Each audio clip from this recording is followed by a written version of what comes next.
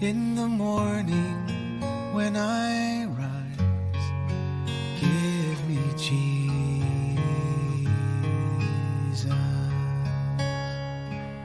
Good morning. Well, I hope last week's message was clear. God doesn't want you worrying about a list of rules. If you focus on a list of rules, you're going to fall into disobeying the rules, and you'll feel guilty and you'll feel condemned, and God doesn't want you like that. God wants you loving. He wants you receiving His love, because He said very clearly that to love completely fulfills the law. So I hope you heard that.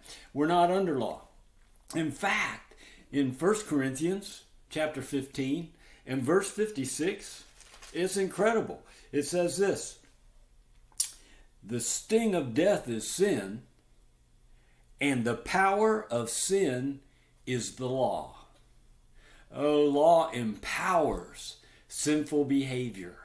God wants you walking in a way that you can't help but let His love flow through you to others. The law is all about you trying hard to be holy and be righteous. It's all about you trying hard to get something that you already have, because it has come to you in part of your salvation. It says in Romans chapter 6 and verse 14, sin shall not be master over you, because the power of sin is the law. Sin will not be master over you, for you're not under law, you're under grace. Salvation, the gospel, is all about receiving the grace of God and everything that includes.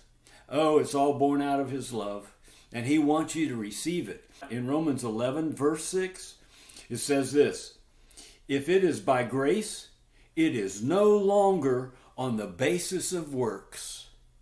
Otherwise, grace is no longer grace. See, grace by definition is a gift. And so, under grace, it's not trying to get something that you already have. For a believer who is under grace is all about seeing and believing, and therefore receiving everything that God has for us, that is born out of the love that He has for us. I've heard from the pulpit, I've heard from folks in leadership in many churches, oh, we've got to hear about the judgment of God. I've heard parishioners saying that I want to feel guilty when I go home so that I will get on my knees before the Lord. The Lord doesn't want you feeling guilty. There is no condemnation in the salvation that God has for you. The gospel is good news. There is no bad news in it. And so go to Galatians. In Galatians 3, Paul asked the church in Galatia this question. See, he was dealing even back then with the same issue that we see in churches today. Oh, you got to be a good boy. Well, Paul asked this question to the church in Galatia: you foolish Galatians, who has bewitched you, before whose eyes Jesus Christ was publicly portrayed as crucified? Oh my goodness, you have seen Christ crucified, you know the gospel, and yet someone has bewitched you. Verse 2, this is the only thing that I want to find out from you. Did you receive the Spirit by works of the law, or by hearing with faith? Are you so foolish? Having begun by the Spirit, are you now being perfected by the flesh?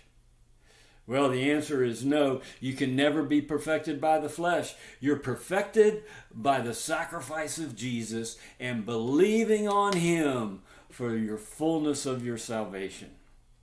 Oh, let's see that we're under grace and not fall back into any kind of issues regarding the law. Because if you receive the fullness of the grace of God, you'll be full of His love and it'll flow through to others.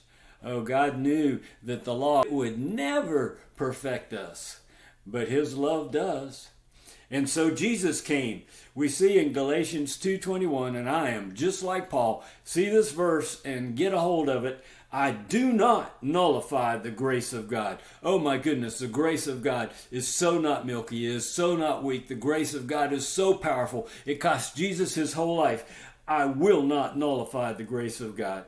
For if righteousness comes through the law, Christ died needlessly. The gospel is good news.